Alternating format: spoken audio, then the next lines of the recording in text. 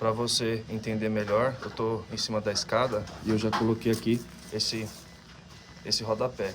Quando você joga a lona aqui em cima, ó, para cobrir do pó, automaticamente você tapa a única passagem que o equipamento tem para trocar calor, porque lá atrás, ó, ela é toda fechada, tá vendo? Você tapa tudo quando você joga a lona aqui em cima, né? Então é só um alerta, tá bom?